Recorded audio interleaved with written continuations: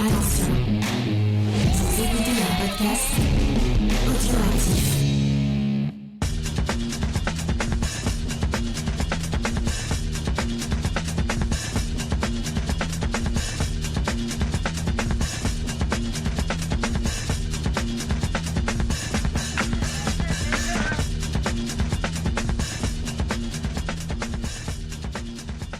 Salut à tous et bienvenue dans le podcast des réfracteurs, un podcast où aujourd'hui on vous invite à planquer votre magot puisqu'on va parler d'un film de braquage. Ce film c'est Tuer Charlie Varick ou Charlie Varick tout court de son titre original, un film de Don Siegel sorti en 1973. Et j'ai pour m'accompagner le brillant, le sémillant Gré Pigeon. Comment vas-tu Gré Pigeon ? Salut Spike, je vais très bien, je suis ravi encore une fois de te retrouver pour parler de ce film, c'est moi qui te l'ai suggéré. Et c'est un film que j'aime beaucoup, un bon petit polar des années 70. Absolument, c'est toi qui as mis l'idée sur la table et j'étais ravi de le découvrir à cette occasion parce que c'est vraiment un film que je qualifierais déjà d'emblée de généreux. Avant de se pencher dessus, de le disséquer, de l'analyser, on précise comment on a obtenu le film et cette fois on l'a obtenu par nos propres moyens, on ne nous l'a pas envoyé mais je crois que tu as mené des recherches et que tu sais où est-ce qu'il est disponible. Le film est disponible dans une très belle édition en français dans la collection Make My Day dirigée par Jean-Baptiste Thoret. Si vous connaissez pas le film, je vous invite à vous procurer cette édition car en plus vous aurez avec un joli livre qui raconte la jeunesse du film, un petit peu tout ce qu'on va vous raconter dans cet épisode, et un petit livre écrit par Doug Headline. Ah, pas mal du tout. Et j'espère que nos auditeurs auront envie de se ruer dessus après notre humble petit travail qui n'est sans doute pas à la hauteur de ce que sait faire Jean-Baptiste Thoret, mais qui est tout aussi passionné. Et tu le sais, nos auditeurs l'attendent, ils sont toujours fébriles, ils n'écoutent le podcast que pour ça, je vais devoir faire le résumé du film. Allez, bon courage. Oh, il est pas si dur celui-là, ça va. Non, c'est vrai qu'il est assez simple et en fait, Charlie Varick, c'est le nom du personnage principal qu'interprète Walter Matthau et en fait, avec l'aide de deux complices et de son épouse Nadine, ils vont mettre sur pied le braquage d'une banque. C'est sur ce braquage que va s'ouvrir le film. Ils vont réussir à dérober l'argent qu'ils convoitaient, mais malheureusement, l'un des partenaires et l'épouse de Charlie Varick, Nadine, donc, va trouver la mort au cours de ce braquage. Mais là où le film va prendre un tournant tout particulier, c'est au moment de découvrir le butin qu'ils ont dérobé et de se rendre compte qu'en fait, ils ont beaucoup plus d'argent que ce qu'ils escomptaient et ils vont ainsi rapidement comprendre qu'en fait, ils ont dérobé de l'argent qui appartient à la mafia. S'ensuit donc ce qui sera le cœur du film, c'est-à-dire une course-poursuite entre Charlie Varick et son partenaire survivant du casse, et un homme de main qui est lancé à ses trousses, et c'est une particularité du film sur laquelle on reviendra, il est lancé à ses trousses non pas par la mafia elle-même, mais par la banque qui cherche à remettre la main sur le magot pour justement ne pas s'attirer les foudres de la mafia. Voilà comment je le résumerai. Excellent résumé. Et en plus, tu en dis pas trop parce que c'est vraiment le tout début du film. Alors, on va faire un petit peu de contexte avant de se pencher sur le cœur de l'œuvre. Et je te propose de nous pencher d'abord sur son réalisateur, donc Don Siegel. C'est un nom que nos éditeurs connaissent sûrement parce qu'il a résonné dans le monde du 7e art. Et tu vas nous le présenter parce que je crois que tu as une certaine admiration pour lui. Ouais, Don Siegel, de son vrai nom, Donald Siegel. Il est né en 1912. Et en fait, lui, c'est vraiment l'exemple parfait du changement que le métier de réalisateur a connu pendant le XXe siècle. Il représente à lui tout seul toute cette évolution. Il sera tour à tour simple exécutant, puis indépendant avant de devenir un auteur à part entière, la fameuse génération du Nouvel Hollywood. Il est entré dans l'industrie en 1934 en tant qu'employé de la Warner, et il a fait un peu tous les jobs avant de devenir assistant, puis chef monteur. C'est un peu le parcours obligé des gens de cette époque qui veulent devenir réalisateurs, ils apprennent le métier sur le tas en faisant tous les métiers liés au cinéma. À la fin des années 30, il crée et dirige un département de montage, et en fait, dans son département, ils inséraient des séquences d'archives au sein de longs métrages. Et on lui doit notamment les montages qu'il y a dans le très célèbre film Casablanca de Michael Curtiz, qui est sorti pendant la guerre. Il va se diriger tout doucement vers la réalisation, hein. Il a déjà largement dépassé les 30 ans, il va devenir réalisateur de seconde équipe, et ensuite, toujours sous contrat pour la Warner, il va signer quelques courts-métrages, et son premier long, il le signe en 1946, ça s'appelle Le Verdict. Alors, à la fin des années 40, Siegel, il va quitter son métier bien confortable à la Warner, son contrat juteux en CDI. Et en fait, il rêve d'avoir une plus grande liberté dans le choix de ses projets. Et ça va lui permettre de signer de nombreux films ambitieux pendant toute la décennie des années 50, mais ça va aussi le contraindre à accepter des postes plus alimentaires, comme des épisodes de séries télé, parce que le fait d'être indépendant, ça provoque parfois quelques périodes de creux. Il faut bien manger. Ouais, ouais, c'est ça. Quand je parle de séries télévisées, il n'y a pas de connotation péjorative dans ma bouche, mais il faut voir qu'à l'époque, un réalisateur de cinéma retournait assez rarement vers la télévision, hein. C'était jugé comme une régression. Don Siegel, lui, il avait aucun problème avec ça. Alors le fait d'être familier avec l'ensemble des métiers du cinéma va être un énorme atout dans sa carrière. Il sait tourner rapidement, il est capable d'enchaîner beaucoup de plans dans une journée, parfois plus de 50 plans dans une seule journée. Tant c'est si bien qu'il n'est jamais en retard et tourne toujours dans les limites de son budget, ce qui fait de lui un réalisateur qui est très prisé et très apprécié des studios. Un homme fiable. Exactement. Et toutes ces prises de vue sont méticuleusement préparées en amont, et ça va l'aider à maximiser son contrôle créatif, parce que ça va lui permettre de limiter la possibilité pour les producteurs de rééditer les séquences. Il sait déjà, avant de tourner la scène, à quoi elle va ressembler et comment il va la monter. En fait, il a eu une mauvaise expérience sur le film The Line-Up avec Eli Wallach, et le studio avait remonté toute la séquence d'ouverture. Et après ça, il s'est juré qu'il ferait tout pour que ça se reproduise plus. Ça paraît évident maintenant, hein, mais à l'époque, les réalisateurs, c'était vraiment des exécutants aux yeux des producteurs, et le fait qu'un réalisateur demande le final cut, c'était pas du tout courant, hein. C'est venu que quelques années plus tard. Alors on l'a dit, hein, Siegel, il se situe un petit peu entre deux générations, entre celle des grands réalisateurs de l'âge d'or, les Ford, les Hawks et compagnie, et celle du nouvel Hollywood. Il est un petit peu à la croisée des chemins, un peu comme Samuel Fuller. C'est un professionnel touche à tout, dont on pourrait penser qu'il a un style assez impersonnel, et pourtant il va profiter de l'essor du nouvel Hollywood pour développer lui aussi quelques thématiques récurrentes dans son cinéma. La principale, ça vient notamment dans le choix des héros qu'il va décider de représenter. Les héros de Siegel, ils rejettent non seulement la société établie, on va le voir dans Charlie Varick, mais ils rejettent également toute forme de relation sociale. Le héros typique de Siegel, il n'a pas d'antécédent familial, il n'a pas de femme, pas d'enfant, pas d'amis, et s'il appartient à un groupe social, il s'agit généralement d'un groupe exclusivement masculin. Ils sont unis non pas par des liens de sympathie, mais uniquement par un objectif commun. Encore une fois, on peut penser à Charlie Varick. Les films de Siegel, ils ont aussi cette particularité d'avoir provoqué la controverse dans leur approche des problèmes sociaux et politiques de leur époque, et ce, dès les années 50. L'un des films de Siegel qui a suscité le plus de débats, notamment sur ses intentions politiques, c'est L'invasion des profanateurs de Sépulture, qui est sorti en 1956. Donc le titre original, c'est The Body Snatchers. Il y a eu plusieurs remakes, notamment un dans les années 70, qui est peut-être le meilleur des films sur cette thématique-là. Et le film de Siegel en 56, c'est un pur produit d'une époque où l'Amérique était obsédée par la menace rouge, donc la menace communiste. On lui a beaucoup reproché à cette époque-là, hein, notamment toute la partie gauche d'Hollywood. Et le film, moi je trouve qu'il se voit encore très bien maintenant. Il est pas si manichéen que ça, en tout cas beaucoup moins que d'autres films de cette époque-là. Et j'ai l'impression que c'est un peu une constante dans le cinéma de Don Siegel, c'est qu'on lui a greffé des messages politiques alors que parfois il n'allait peut-être pas jusque-là. Ah ouais, alors il y a le contre-exemple le plus connu, c'est son film le plus controversé qui va faire 15 ans après Les Profanateurs de Sépulture, c'est L'Inspecteur Harry qui est sorti en 71, donc 2 ans avant Charlie Varick. C'est un film moi que j'aime beaucoup, mais on va pas se cacher, c'est un film quand même bien de droite, hein. C'est l'histoire de la poursuite d'un tueur en série par un flic qui est plutôt anticonformiste, et il commence à opérer en dehors de la loi parce qu'il est frustré par sa bureaucratie, qui le restreint, hein, parce qu'ils veulent que les droits des suspects soient préservés, hein. L'inspecteur Harry n'en a que cure, lui ce qu'il veut c'est attraper les méchants. Le film fait, ou en tout cas semble faire, l'éloge d'une justice vengeresse et impitoyable qui s'affranchit complètement des règles. Alors le film a été un énorme succès, hein, à l'époque. Par contre, l'accueil critique a été très très froid, et on pense notamment à la critique de Pauline Kael à l'époque, qui carrément le traitait de fasciste. En 73, au moment où sort Charlie Varick, donc Siegel a 61 ans, il a encore une bonne dizaine d'années de carrière devant lui, hein. Il va encore faire des films très sympas comme L'Évadé d'Alcatraz avec Eastwood ou The Shootist, le tout dernier film de John Wayne.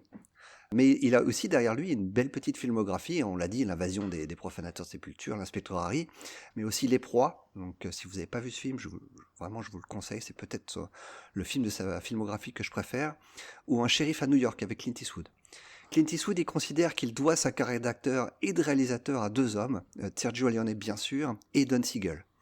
Don Siegel, il va d'ailleurs lui donner un tout petit rôle dans Play Misty for Me, son premier film en tant que réalisateur. Alors justement, tu nous parles de Clint Eastwood, et c'est vrai que tu l'as dit, ils ont fait 4 films ensemble, et c'est intéressant de voir que même dans Charlie Varick, Don Siegel va glisser un petit clin d'œil à son acteur fétiche, parce qu'au moment où Molly, donc c'est l'homme de main qui se lance sur les traces de Charlie Varick, est sur le point de faire l'amour avec une femme, cette femme va lui dire je ne savais pas que tu étais Clint Eastwood pour souligner son charisme. Et donc on voit qu'il y a une certaine complicité qui s'exprime même en dehors de leur film. Et ce que je voulais souligner aussi, c'est que tu nous parlais de l'inspecteur Harry. Et moi, en voyant Charlie Varick, je me suis demandé si c'était pas une espèce de réponse, une espèce d'anti-inspecteur Harry. Alors je m'explique, l'inspecteur Harry est un flic, Charlie Varick est un braqueur de banque. L'inspecteur Harry a des méthodes expéditives, on l'a dit, c'est un film qui est assez à droite. Charlie Varick, lui, c'est un homme du peuple, un homme qui est opprimé par les banques. On va développer tout cet axe plus tard.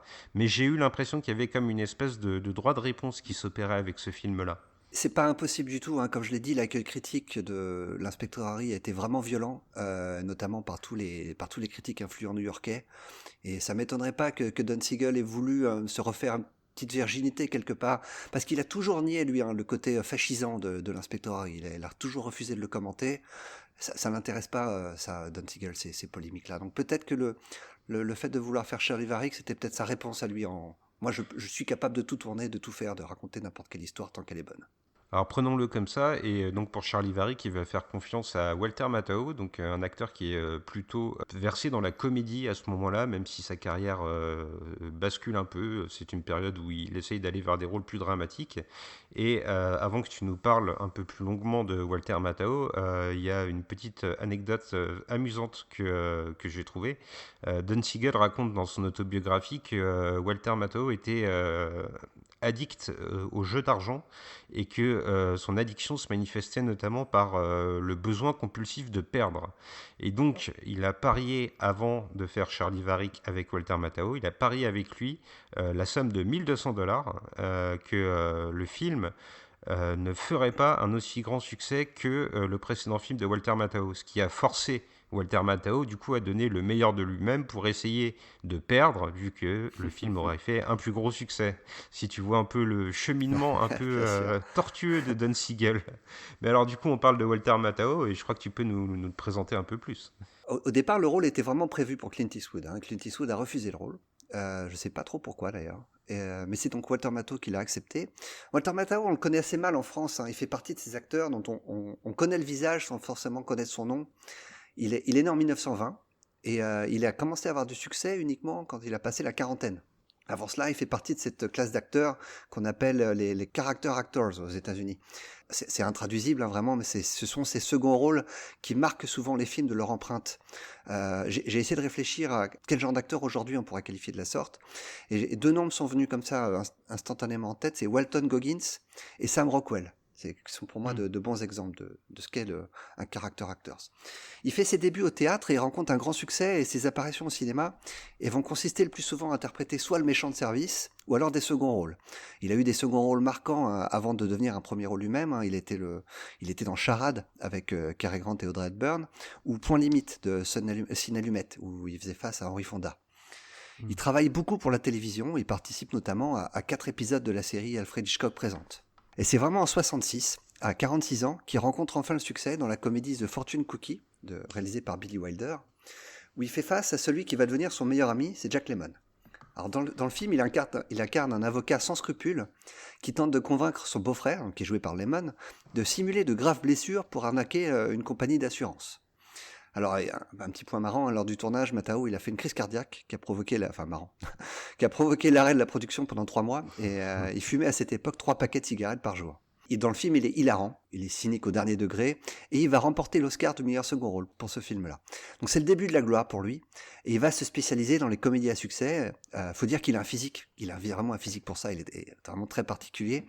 Il a toujours un air blasé et bougon, qui font de lui le parfait clown triste, et aussi un très bon contrepoint pour le génie physique qui était Jack Lemmon, hein. Jack Lemmon qui est un acteur très physique. Au début des années 70, il va tenter de s'éloigner de cette image-là, il va vouloir élargir un petit peu son panel de jeu, et il va enchaîner avec 3 films dramatiques, donc Le flic ricanant, Les pirates du métro et Charlie Varick. Mais en fait, ça va pas vraiment lui plaire, et c'est dans le genre de la comédie qu'il va continuer principalement sa carrière lors des 2 décennies suivantes. Et il va enchaîner les duos, notamment avec son compère Jack Lemmon. Le duo comptabilise au total 11 films ensemble. Et parmi les rôles marquants de sa fin de carrière, on peut citer Pirate de Roman Polanski, où il joue le chef des pirates. Ou celui du Bougon, Wilson dans Denis la Malice, sorti en 1993, un film Oh. que j'avais découvert à l'époque. Walter Matthau, il est décédé en 2000, seulement quelques mois avant son ami Jack Lemmon. Petit fun fact à propos de Charlie Varick et de Jack Lemmon. Donc, Jack Lemmon ne joue pas dans le film. Sa femme, donc Felicia Farr, elle joue dans le film et elle a même une relation avec Walter Matthau dans le film. Donc on imagine aisément que la scène, ils ont dû bien rigoler pendant qu'ils l'ont tournée. Je sais pas si Jack Lemmon l'a vécu aussi drôlement, mais en tout cas, c'est vrai que c'est une espèce de clin d'œil du destin assez incroyable. Ils se considéraient plus que des amis. Hein. Ils parlaient l'un et l'autre comme étant les frères qu'ils auraient dû être, en fait. C'était vraiment... ils avaient une relation très fusionnelle. Et puisque tu nous fais le lien entre Charlie Varick et Walter Matthau, il faut quand même souligner que Walter Matthau n'est pas du tout fan du film. Alors comme tu l'as dit, il n'a pas aimé le tourner, mais il a même quasiment refusé de faire sa publicité. Et Charlie Varick a été quand même, on peut le dire, un échec au box-office. Et Don Siegel en a beaucoup voulu à Walter Matthau, qu'il a considéré comme en partie responsable de cet échec, de par son retrait de tout ce qui est marketing derrière pour la sortie du film. Eh oui, parce que le fait que Walter Matthau se refuse à faire la promotion du film a décidé le studio à lui-même ne pas faire la promotion. Parce qu'à l'époque, en tout cas, je pense que c'est encore le cas maintenant, la promotion du film se fait via la star du film. Et si la star refuse de la faire, le studio a donc décidé de ne pas investir dans la promotion. Et donc le film est sorti presque confidentiellement. Et Don Siegel disait d'ailleurs, tant qu'à faire un film, si pour que la promotion ait lieu comme ça, autant ne pas le faire. Donc il regrettait d'avoir tourné de Charlie Varick. C'est dommage parce que moi je considère que c'est vraiment un des meilleurs films de Don Siegel, un des plus atypiques en tout cas. Ouais, c'est vrai qu'il tranche dans sa filmographie, et puis ça nous rappelle un exemple connu qu'on a évoqué il n'y a pas si longtemps en podcast avec Al Pacino dans Cruising, qui s'était lui aussi, alors lui c'était pour des raisons plus de polémique, mais qui s'était aussi retiré de la promotion, et ça avait condamné le film à un relatif échec au box-office. Donc comme tu le dis, comme tu le soulignes, la promotion se fait souvent par les acteurs, et quand ils se retirent, c'est toujours dommageable. De mon côté, j'ai trouvé quand même, en épluchant un peu la fiche du film, le romancier qui est à la base de la nouvelle qui a inspiré Charlie Varick. Et ce romancier, c'est John Reese. Alors, c'est pas un nom très connu, mais c'est quelqu'un qui a quand même écrit bon nombre de livres, et notamment un genre très particulier, le western. Il a vraiment des dizaines et des dizaines de bouquins de western à son actif. Et je trouve que dans Charlie Varick, on ressent véritablement cette influence. Donc le titre original du livre, c'est The Looters. Et je trouve que dans l'opposition entre Charlie Varick et entre Molly, il y a vraiment cette image des deux personnages qui s'opposent et qui finiront par s'affronter dans un point culminant. Finalement, Charlie Varick, il se passe à son époque, en 1973, mais sa structure narrative, elle est très proche de ce que proposaient les westerns jusqu'alors. Ouais, tu l'as dit, ça pourrait presque être considéré comme un western. C'est avant tout une série B, hein, une série B de cette époque-là. C'est très classique, c'est un bon petit polar, mais avec un ton très 70s, avec une bande-son qui colle super bien avec cette ambiance-là, une bande-son d'un habitué de cette époque, c'est Lalo Schifrin. Oui, alors justement, moi je vais essayer de faire comme toi et d'être aussi intéressant en t'exposant un petit peu la vie de Lalo Schifrin. Alors j'ai été un petit peu plus synthétique, mais faut quand même noter que Lalo Schifrin, c'est un nom incontournable de la musique, et je parle bien de musique en général, parce que sa carrière, elle ne se résume pas qu'aux bandes originales de films. En fait, si tu veux, Lalo Schifrin, il baigne dans le monde musical depuis sa naissance. Il naît en 1932 à Buenos Aires, et son père, Luis Schifrin, est un violoniste particulièrement connu dans son pays. Donc, ses premières armes, il va les faire sur une formation assez classique. Il va suivre un cursus musical de pianiste, d'abord en Argentine donc, et ensuite il va venir en France pour étudier au Conservatoire de Paris dans les années 50.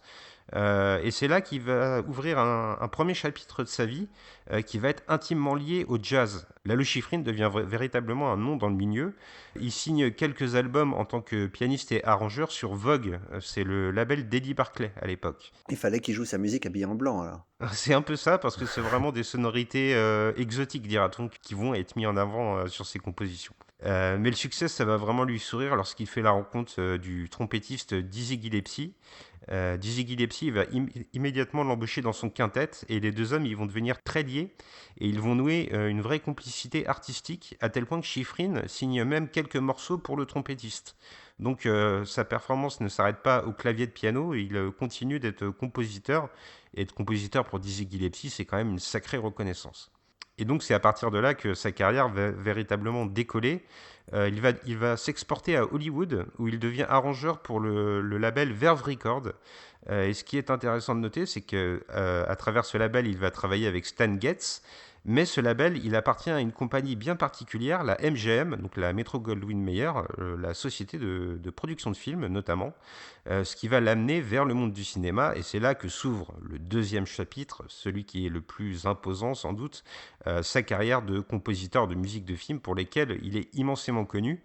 Donc je t'en ai sélectionné quelques-uns pêle-mêle pour te rendre compte à quel point il a rayonné sur le monde du cinéma en tant que compositeur. Dans l'ordre chronologique, il y a par exemple le Kid de Cincinnati, sorti en 1965, dont on avait déjà parlé dans une chronique audio, j'étais tout seul à ce moment-là. Ensuite, on a Luc la main froide de Stuart Rosenberg, Cool and Luck, en titre original, sorti en 1967. Il y a bien sûr Bullitt de Peter Yates en 68. Il y a un film que tu aimes particulièrement, je crois, c'est De l'or pour les braves en 70. Ouais. Je vois qu'en 71, il a fait Les Proies de Don Siegel. Eh ben, figure-toi qu'il n'y a pas que Les Proies qu'il a fait en 71 pour Don Siegel, puisqu'il a aussi fait la musique de l'Inspecteur Harry. Et d'ailleurs, Lalo Schifrin, il sera crédité sur la plupart des suites de l'Inspecteur Harry en tant que compositeur. Un autre grand nom du cinéma, alors qui est connu pour une saga bien particulière, mais là c'est une autre collaboration qui est mise en avant, toujours en 1971, décidément une année assez imposante pour Lalo Schifrin, puisqu'il travaille avec George Lucas sur THX 1138. Moi, il y a un autre film que je voulais mettre en avant, et là, c'est très personnel. C'est parce que j'avais ce poster dans ma chambre quand j'étais petit, religieusement encadré. C'est Opération Dragon en 1973 avec Bruce Lee, le film de Robert Clouse. Donc, c'est pas le meilleur film de Bruce Lee, mais bon, ça me faisait marrer de le dire. Et la musique est super. Ah oui, la musique est incroyable. Et puis, donc, en 1973, il compose aussi la musique qui nous intéresse aujourd'hui, celle de Tuer Charlie Varick de son nom original, donc, pour laquelle je trouve qu'il réussit à marier des airs assez malicieux. On sent toujours une pointe presque humoristique dans ses traits musicaux et en même temps une vraie lourdeur dramatique. Il arrive à marier les deux et à donner une atmosphère vraiment très particulière qui résonne spécialement lorsqu'on voit le visage de Walter Matthau. C'est un peu la même opposition de genre. Walter Matthau, il est entre la comédie et le drame, et je trouve que Lalo Schifrin, il comprend cette mentalité, il l'épouse bien dans le film. C'est comme ça que je définirais en tout cas la musique pour Charlie Varick. En tout cas, il bossait très bien avec Don Siegel. Don Siegel a été très fidèle à Lalo Schifrin, ce qui n'est pas le cas d'un autre réalisateur qui a travaillé avec Schifrin et qui n'a pas gardé sa musique. Est-ce que je ne sais pas si tu le savais, mais Lalo Schifrin a composé la musique de L'Exorciste. Et quand William Friedkin a entendu le score, il l'a jeté à la poubelle. J'espère que quelqu'un a gardé les bandes pour les ressortir un jour, parce que je serais curieux d'entendre ça avec la bande originale de Lalo Schifrin. Mais bon, on pourrait continuer de dérouler sa filmographie qui va se perpétuer jusque dans les années 90-2000 avec notamment, bon, c'est anecdotique, mais la saga Rush Hour, donc avec Jackie Chan et Chris Tucker. Donc pas des grands films, mais c'est pour vous montrer que véritablement des années 50 aux années 2000, Lalo Schifrin n'a pas arrêté de travailler. Mais sa bande-son la plus célèbre, il ne la doit sans doute pas au cinéma, mais plutôt à la télé. Et là, je te propose un blind test. Donc, je ne vais pas te passer la bande sonore parce que sinon. Tu vas les faire à la bouche. Voilà, exactement. J'en ai trois très célèbres, des thèmes de séries télé qui me viennent en tête quand je pense à Lalo Schifrin, parce que j'ai grandi avec les séries de cette époque-là. Mais vas-y, à mon avis, je sais vers quoi tu vas aller. Alors, attention, c'est parti. Dun, dun, dun, oui. dun, dun, dun, dun. Tu me laisses continuer, salaud. C'est ça. Ouais, c'est Mission Impossible, bien sûr. Et il a fait Manix, il a fait Starsky Hutch. Il a fait la série télé La Planète des Singes aussi. Alors, il faut noter quand même qu'en dehors de ça, Lalo Schifrin, il est toujours vivant. Donc, c'est un vieux bonhomme de 90 ans. Il a mis un terme à sa carrière de compositeur, mais il se produit occasionnellement sur scène. Alors, parfois pour des concerts de musique classique, parce qu'il a aussi une petite carrière de chef d'orchestre, figure-toi. Puis il est apparu assez récemment en 2016 à la Cinémathèque de Paris pour interpréter 2 morceaux au piano dans le cadre d'une rétrospective qui lui était consacrée. Voilà ce que j'avais noté pour notre ami Lalo Schifrin. Il fait vraiment partie des grands noms de la musique de film, avec des thèmes très jazzy. Absolument, et ces thèmes, ils vont s'instaurer dès le début du film. Donc cette scène d'ouverture, c'est la scène du casse de la banque, qui pour moi a une mise en scène qui résonne comme une note d'intention. Il y a véritablement tout ce qui va faire l'opposition du film. On a l'impression que le plan est réfléchi. Il y a le déguisement de Walter Matthau qui est assez amusant, qui le fait passer pour un vieux bonhomme. Avec un plâtre. C'est très malin en fait d'avoir un déguisement comme ça parce que il vient donc il rentre dans la banque, il est censé donc ne pas attirer l'attention sur lui. En tout cas, il vient pas en braqueur. Et c'est vraiment très malin parce que une fois qu'il sera parti avec son butin, quand la police viendra interroger les gens de la banque, le plan c'est de pouvoir dire bah il ressemblait à quoi? Bah, c'était un vieux monsieur avec des lunettes et un plâtre. Et en fait évidemment que Walter Matthau ne ressemble pas à ça. Évidemment, et puis c'est véritablement la façon de poser un peu, je trouve, le caractère du personnage. C'est-à-dire que c'est un homme réfléchi, qui élabore les choses, qui a une vision des choses sur le long terme, comme tu le dis.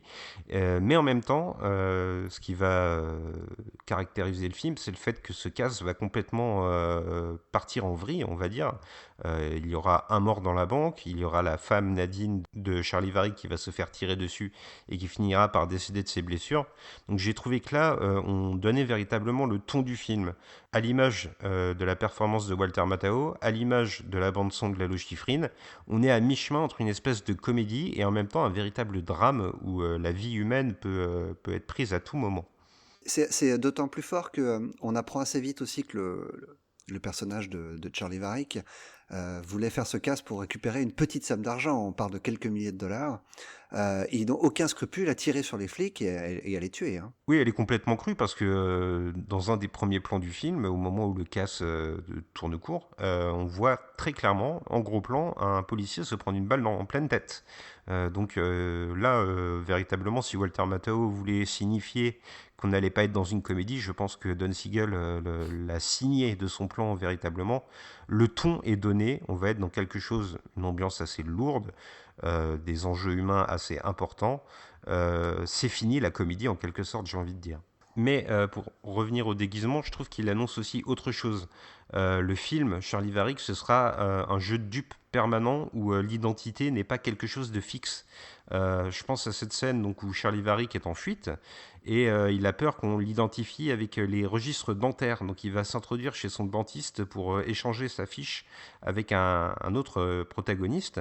On voit que là il cherche à se camoufler, puis ça va revenir plus tard avec cet instant où il essaye de faire fabriquer un faux passeport. On a l'impression que Charlie Varick, dans son intention, il essaye de se faire oublier de tous.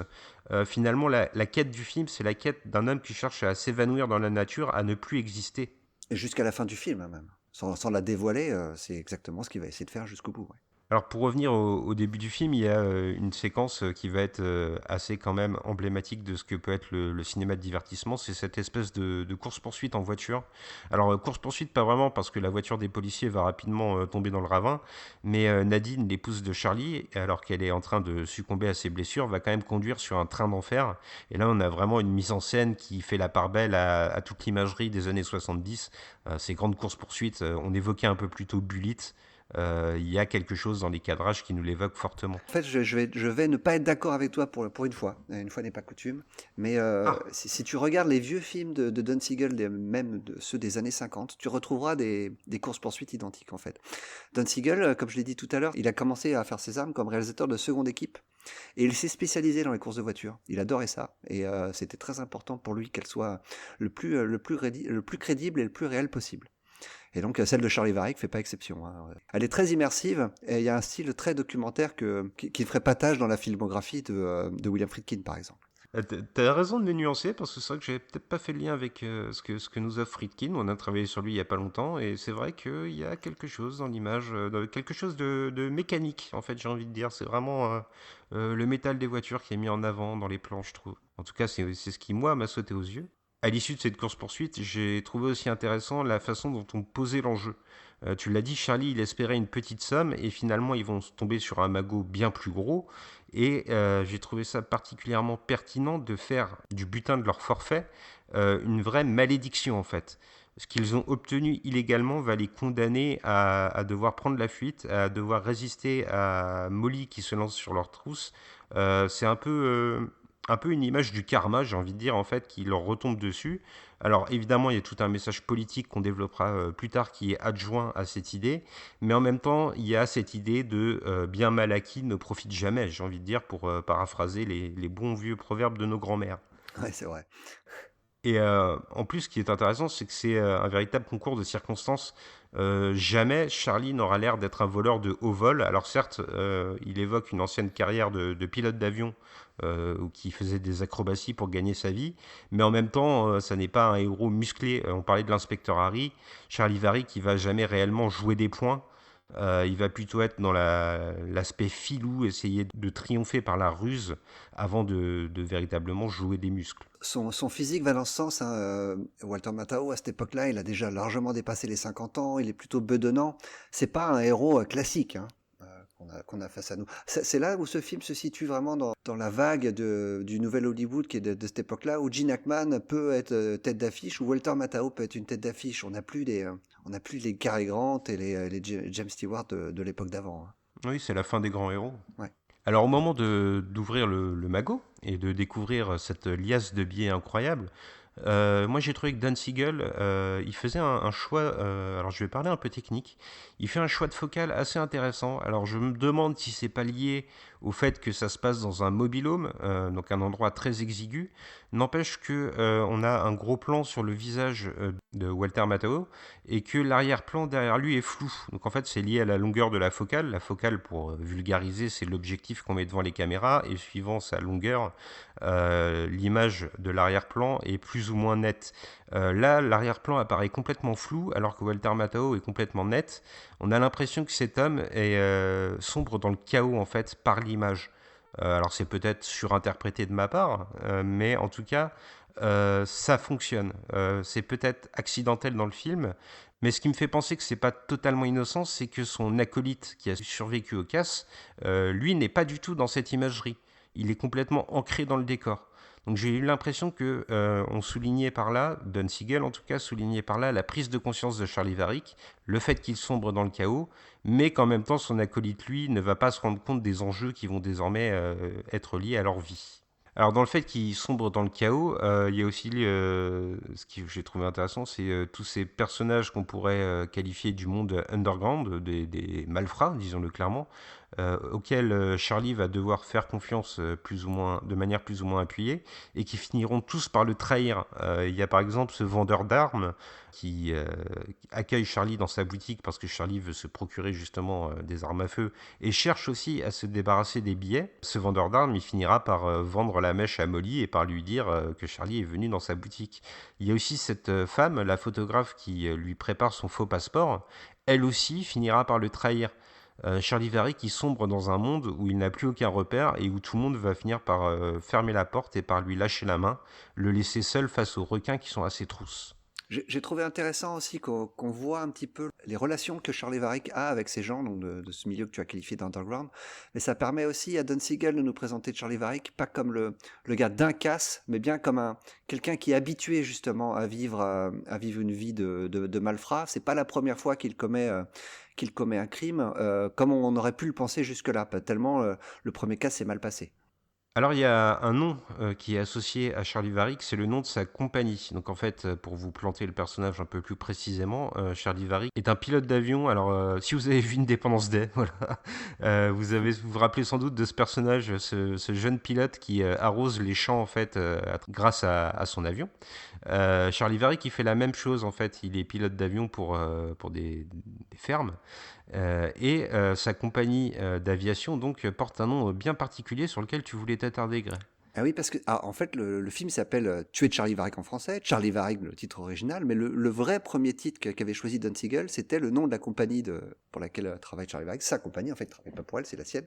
C'est Last of the Independent, le dernier des indépendants, qui est une note d'intention du film, hein, clairement. Hein, Charlie Varick, c'est le dernier des indépendants, c'est le héros classique de Don Siegel. On peut l'associer très clairement à l'inspecteur Harry ou à beaucoup d'autres héros qu'on retrouve dans les films de Siegel. C'est un héros, donc, comme je parlais, donc, ce dont je parlais tout à l'heure, qui est indépendant, qui est en marge, qui ne se plie pas au système. Et je pense que Don Siegel se reconnaît dans ce héros-là. Lui-même, qui a quitté donc, son contrat avec la Warner pour devenir indépendant et faire ce dont il a envie, en marge du système, travailler pour le système, mais c'est lui qui décide, qui pose les conditions. Et c'est vraiment ça qui est derrière ce choix de dernier des indépendants, je pense. Alors tu vas me dire si on peut peut-être rapprocher ça aussi de Don Siegel, mais j'ai trouvé que Charlie Varick c'était un personnage intelligent, mais pas l'intelligence des livres. On l'imagine pas faire des dissertations de philosophie. Par contre, il a ce qu'on pourrait appeler l'intelligence de la rue. Il comprend immédiatement le guêpier dans lequel il va être, par exemple. L'argent, il sait que ça va lui poser problème.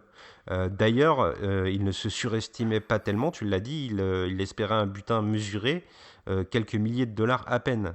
Mais c'est surtout dans le déroulé du film que j'ai éprouvé cette véritable intelligence, cette malice même on pourrait dire, parce que Don Siegel il nous offre un personnage qui est toujours sûr de son fait, qui est apte à se sortir de n'importe quelle situation et qui a une analyse immédiate des choses, qui peut s'en sortir véritablement de manière flamboyante grâce à son intelligence avant tout. Ça va être la même chose avec le personnage qui est joué le personnage de sa femme, quand il va la perdre, il va s'adapter à faire l'analyse immédiate de ce qu'il doit faire malgré sa douleur, et il va réussir à trouver la solution pour ne pas, pour ne pas que la police fasse le lien entre elle et lui. C'est très malin, hein. Très dur, très mélancolique, très triste, mais très, très intelligent. D'ailleurs, je crois que cette femme, elle t'a particulièrement frappé parce que elle nous est soustraite dès le début du film. Elle décède très rapidement, mais son ombre plane perpétuellement. Ouais, c'est ça, elles sont donc pleines sur tout le film, de par la mélancolie qu'elle engendre pour le personnage de Charlie Varick, parce qu'on va le voir à plusieurs reprises contempler des photos où elle apparaît. Et la scène qui m'a le plus marqué, c'est celle où elle vient de perdre la vie, il l'embrasse. Il l'embrasse pour lui faire un dernier au revoir. Et j'ai trouvé très touchante la scène où il retire son alliance. Alors, effectivement, hein, tu l'as dit, Charlie Varick est très intelligent. Il décide de lui retirer son alliance pour qu'elle ne soit pas reconnue. Tu as parlé de la scène chez le dentiste plus tôt. C'est la même logique. Vu que la seule chose qui reste du cadavre de Nadine, ce sont ses dents, il va s'introduire chez le dentiste pour subtiliser les dossiers dentaires pour qu'on ne puisse pas l'identifier. Et alors c'est un acte d'amour, le fait de lui prendre cette alliance, mais c'est aussi un acte intéressé. Hein. En tout cas, c'est pour se protéger. Il doit l'abandonner, il doit la détruire, mais il emporte avec lui aussi ce qu'il peut d'elle. C'est très beau. Hein. Oui, c'est particulièrement touchant et je trouve que c'est appuyé par ce qui vient en fait juste avant, c'est le fait que pendant l'agonie de Nadine, pendant qu'elle conduit la voiture, c'est à ce moment-là que Charlie Varick retire son déguisement progressivement, son déguisement de vieillard qu'on a évoqué plus tôt. On a l'impression que au fur et à mesure que cette partie de sa vie s'évanouit, lui se met à nu, il nous révèle son vrai visage, il se découvre sous son vrai jour en fait. Et ça fait opposition avec le personnage de son acolyte, donc le survivant du casse, qui lui, par contre, est très dur avec Nadine alors qu'elle est encore vivante. Il fait comprendre à Charlie Varick qu'elle est condamnée, donc il ne faut pas s'encombrer d'un poids mort et qu'il faut l'abandonner. Et c'est la réaction de Varick est encore plus touchante, parce qu'on comprend qu'effectivement, il a tout intérêt à l'abandonner, c'est dans son intérêt à lui, mais c'est trop difficile pour lui. Il est amoureux de Nadine, il ne peut pas la quitter comme ça. Alors son acolyte, il est bien particulier d'ailleurs, et il est beaucoup, beaucoup, beaucoup moins intelligent que Charlie Varick. Lui, il va véritablement être happé par l'appât du gain. Il y a un visuel très marquant où on le voit se rouler dans les billets de banque et s'extasier du butin qui est le sien, sans se rendre compte que finalement c'est ce qui causera sa perte. Il y a aussi le fait que pendant tout le film, il va contester les choix de Charlie. Donc je vous le dis, lui, il veut garder l'argent, mais il y a aussi dès le début des codes qui nous sont donnés. Par exemple, au moment de mettre le feu à la voiture de Nadine, il va s'engueuler avec Charlie, et Charlie va lui dire si seulement pour une fois tu pouvais faire ce que je te disais. Ça, c'est présent dès les premières minutes du film. Il y a aussi, au moment où ils prennent la fuite, le fait Charlie Varick invite son acolyte à se séparer des armes à feu. Et ce personnage veut véritablement rechigner à le faire et essayer de s'accrocher au flingue pour des raisons qui sont assez obscures, on doit bien le dire. On sent en fait, d'après moi, que ce personnage, il est idiot, on va pas se mentir, mais que c'est grâce à sa bêtise qu'on comprend encore mieux l'intelligence de Charlie qu'on évoquait plus tôt. On a deux personnages assez instinctifs, et l'un qui aura pour instinct d'utiliser la violence pour s'en sortir, tandis que Charlie Varick, lui, aura comme instinctivement, on va essayer de réfléchir et à comprendre comment sortir d'une situation sans justement laisser couler le sang, hein. On pense notamment à la scène où il se fait arrêter par des policiers pour un simple contrôle de routine. La première chose que veut faire son compère, hein, c'est de tirer dans le tas. Et Hmm. c'est vraiment la tchatch de Charlie Varick qui va faire qu'ils vont s'en sortir sans problème. Alors j'aime bien cet acteur, hein, il est très intéressant. Il considère que c'est son plus grand rôle dans sa carrière. Dans cet acteur, c'est Andrew Robinson. Et Andrew Robinson, les spectateurs de cette époque l'ont encore bien en tête parce que c'était le fameux Scorpio qui faisait face à Clint Eastwood dans l'Inspecteur Harry. Et Ah, il a déjà. eu beaucoup de mal à se remettre de ce film, Andrew Robinson, à tel point qu'il se faisait insulter dans la rue à l'époque. Parce il était tellement bon dans son rôle de psychopathe dans l'Inspecteur Harry que les gens croyaient vraiment qu'il était psychopathe dans la vraie vie. Et il a vécu comme une bénédiction le fait que Don Siegel le rappelle pour jouer ce rôle de braqueur de banque dans Charlie Varick, parce qu'il allait pouvoir jouer dans un autre film à succès qui allait pouvoir lui permettre de perdre cette image. Alors, malheureusement pour lui, ce film n'aura pas trop de succès. Alors cet acteur, il va connaître le succès avec un autre film une décennie plus tard, parce que c'est lui qui jouera dans le premier Hellraiser. Ah, oh. Ce personnage, je trouve que dans la mise en scène de Don Siegel, il y a quelque chose qui souligne en fait l'enfer permanent, sa condamnation qui est déjà actée à partir du moment où il cède aux sirènes du magot qu'il a dérobé. C'est le fait que cet acolyte, il va passer tout le temps du film enfermé dans le mobil-home de Charlie Varick, un peu comme si c'était une cellule de prison dans laquelle il attendrait la sentence capitale qui va lui tomber dessus. C'est un personnage qui est cloisonné, qui ne sort jamais, qui picole beaucoup aussi, il faut le dire, mais au-delà de ça, qui véritablement vit dans un endroit exigu. En fait, à partir du moment où le casse a été fait, il est enfermé, il ne sortira plus, il ne connaîtra plus la liberté, et il n'aura plus qu'à attendre sa sentence. Une sentence qui va venir des mains d'un personnage bien particulier qu'on a caressé tout à l'heure, c'est Molly. Est-ce que tu peux nous le décrire un peu, ce Molly? Ah, c'est un sadique. Alors, le personnage sadique, c'est une constante du cinéma de Don Siegel aussi, hein, si on pense au personnage interprété par Eli Wallach dans The Line-Up ou le tueur dans l'Inspecteur Harry. Là, on a un vrai sadique. Alors lui, il a aucune pitié, hein. Il tape sur les femmes, les infirmes. C'est une vraie ordure, un salopard de première. Je l'adore, hein. Ce personnage est extraordinaire. Oui, il casse les codes et pour montrer à quel point c'est une espèce de d'anti Charlie Varick, il y a une scène que Don Siegel nous propose qui est très parlante. C'est plutôt deux scènes qui s'enchaînent. Ces deux scènes au cours desquelles d'un côté Molly et de l'autre Charlie vont avoir une relation sexuelle avec chacun une femme différente. Molly, juste avant de coucher avec cette femme, déjà, il va coucher avec une femme qui est une truand. C'est la photographe qui prépare les faux passeports. Et juste avant de coucher avec elle, il va lui flanquer une gifle. Donc on voit la violence véritablement. Tandis que juste après, on va voir Charlie qui, lui, se pend au cou d'une employée de banque, donc tout l'inverse d'un truand. Enfin, encore que. Mais on va véritablement le voir doux et caressant avec cette femme. C'est véritablement une scène où il fait l'amour au sens premier du terme, quoi. J'ai trouvé que là, Don Siegel, avec ses ébats, ses corps qui se rencontrent, il nous proposait une opposition nette entre les deux mentalités qui avait matière à l'interpréter. Le personnage de Molly, quand la première fois qu'on le voit, il va aller dans un bordel, hein. C'est un endroit où il va aller pour parce qu'il a besoin d'un endroit où dormir, et on va lui offrir une femme, enfin offrir, je mets des guillemets, et il regarde les prostituées avec mépris en leur disant, moi je ne couche pas avec des prostituées. C'est exactement, c'est ce qu'il dit, ou alors sans le savoir. Il est méprisant avec tout le monde. C'est vraiment une ordure. C'est une ordure, mais est-ce que finalement le vrai salopard du film, ce n'est pas celui qui l'envoie? Ah, je te retrouve bien là, hein, espèce de gauchiste. Mais oui, c'est vrai, hein, le vrai salopard du film, hein, c'est le banquier, hein. C'est le vrai vilain en tout cas, hein. Et puis parce qu'il représente à lui tout seul le système corrompu. Alors c'est ce système-là qui a forcé Varick à agir de la sorte, puisque Varick, le dernier des indépendants, braque des banques parce que sa compagnie a fait faillite à cause de la banque.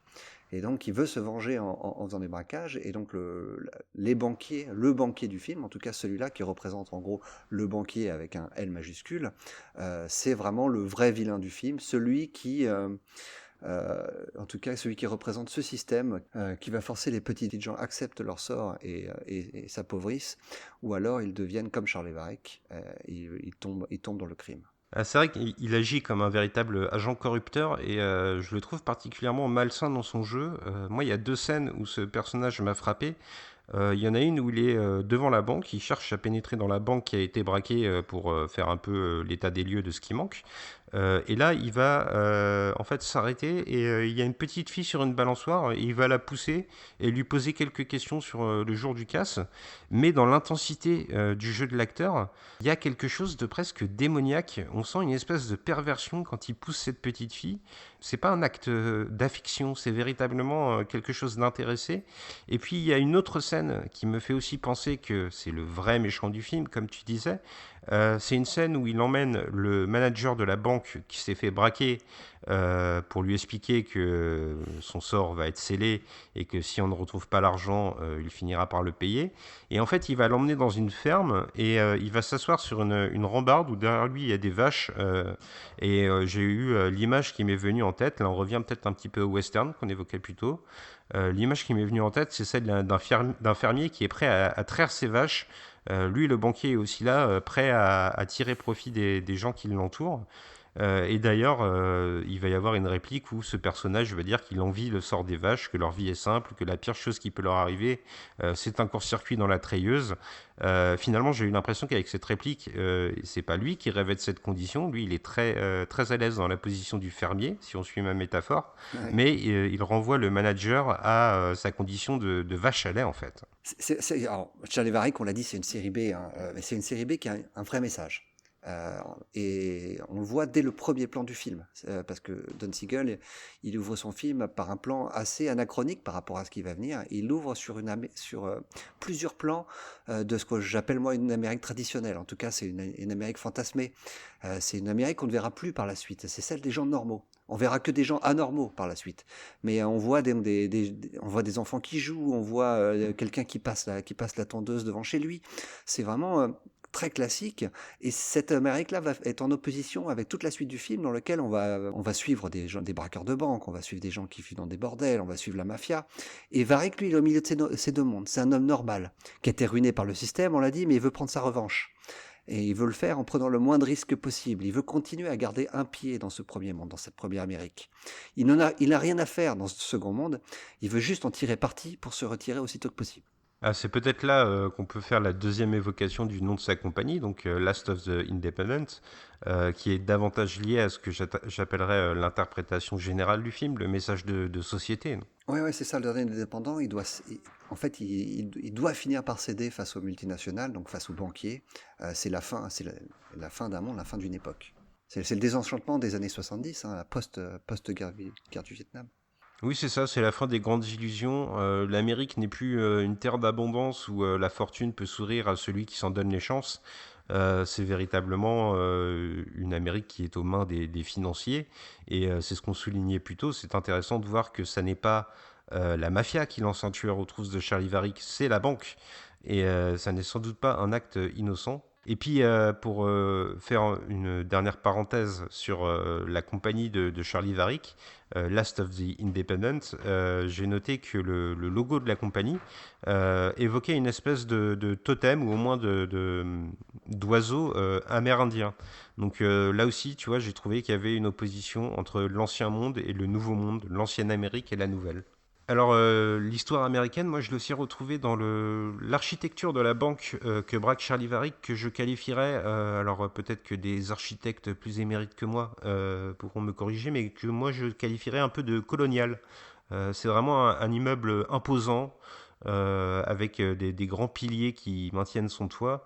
C'est vraiment typique d'une Amérique plus traditionnelle, mais à l'intérieur, là, il y avait des couleurs très tranchées, un rouge très vif, très agressif. C'est une teinte qui montre un peu la violence pour moi de la banque, et ça, c'est présent dès les premières images du film. Comme on l'a dit, l'antagoniste du film, ça va véritablement être le monde de la finance. Et je crois que toi, il y a une scène qui t'a marqué particulièrement pour synthétiser le pouvoir qu'avait la banque sur les gens humbles. Ouais, tout à fait. Alors c'est une scène vraiment marquante et vraiment symbole. C'est celle où Molly vient récolter de l'argent, en tout cas, ou du moins il va pas prendre de l'argent, il va carrément voler la voiture auprès d'un mauvais payeur qui a lui été victime d'un prêt toxique auprès d'un usurier local. Et Molly, en fait, il va tout simplement devenir le bras armé de la finance. Et ce, sous les yeux du propre enfant de cet homme. Alors cet homme, le clin d'œil, encore une fois, avec Don Siegel, ça s'arrête jamais, mais le clin d'œil est vraiment marquant. C'est le même acteur qui jouait le fameux personnage noir qui était face à Clint Eastwood et donc là qui est devenu très célèbre de par la réplique de Clint Eastwood, Do you feel lucky, punk? C'est cet acteur-là donc qui se fait molester une nouvelle fois dans un film de Don Siegel, mais cette fois-ci par Molly. Ah oui, il y a une certaine symétrie. Et puis, avant de refermer notre podcast, parce que ça fait quand même de longues minutes qu'on parle de ce film qui a l'air humble comme ça et sans prétention, mais qui, tu vois, nous a donné un peu de tissu analytique. Moi, j'aimerais m'arrêter sur la place qu'occupent les médias et la police. Les médias, par exemple, ne sont pas du tout un vecteur de vérité dans Charlie Varick. Quand ils vont communiquer à la radio le butin du crime, du casse, ils vont donner le chiffre communiqué par la banque sans véritablement enquêter sur ce qui s'est passé. Donc on va signifier qu'il n'y a eu qu'environ 2000 $, je crois, ou 4000 si mes souvenirs sont bons, qui ont été dérobés, alors qu'en fait il y a plutôt plusieurs centaines de milliers de dollars qui ont disparu. On ne peut pas se fier à la vérité des médias dans Charlie Varick.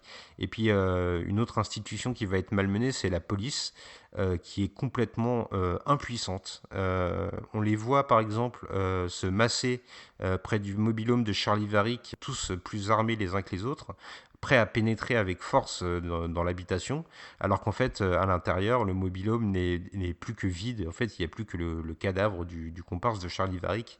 Donc ça montre bien que le pouvoir dans le film n'est pas détenu par ceux que l'on voudrait, ceux que l'on imagine, mais bien par la banque qui terrorise Charlie. Alors, avant qu'on se quitte, parce que je sais, je te connais par cœur, tu vas me demander de mettre une note. Mais avant de conclure, j'aimerais que si jamais on essaie de convaincre les gens de voir Charlie Varick, et si on n'a pas réussi encore, est-ce que tu aurais des œuvres un peu plus récentes, un peu plus connues, auxquelles tu pourrais associer Charlie Varick pour donner envie à nos auditeurs de découvrir ce film? Il y en a une qui m'a marqué immédiatement, c'est No Country for Old Men des frères Cohen, parce que déjà il y a cette esthétique de désert, hein, des terres arides, on la retrouve aussi un peu dans Charlie Varick, ou en tout cas des terres sauvages. Et dans le même temps, il y a cette idée d'un personnage qui se retrouve avec un butin qu'il n'a pas espéré, et dont un tueur froid se lance à ses trousses. J'ai trouvé qu'il y avait une espèce de schéma narratif assez similaire. L'interprétation n'est sans doute pas la même, mais l'installation est assez voisine. Et puis, c'est plus anecdotique, mais il y a plusieurs éléments purement visuels qui m'ont fait penser à Breaking Bad. Alors, il y a peut-être le fait que Charlie Varick se passe à Albuquerque, au Nouveau-Mexique aussi, donc comme Breaking Bad. Mais j'ai eu l'impression que Breaking Bad faisait peut-être des petits clins d'œil à Charlie Varick dans certains éléments de mise en scène. Je ne sais pas si tu as regardé la série.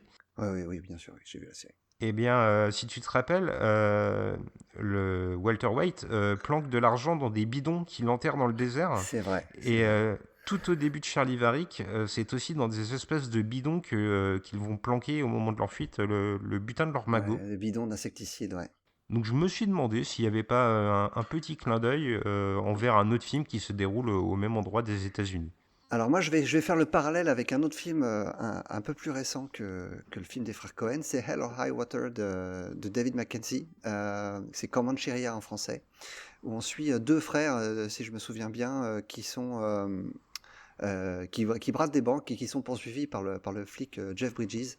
Il y a la même ambiance, un petit peu western aussi, qu'on retrouve avec les mêmes couleurs et ce destin funeste qu'on imagine de la même manière que celui de Charlie Varick. C'est un excellent film en tout cas, si vous ne l'avez pas vu.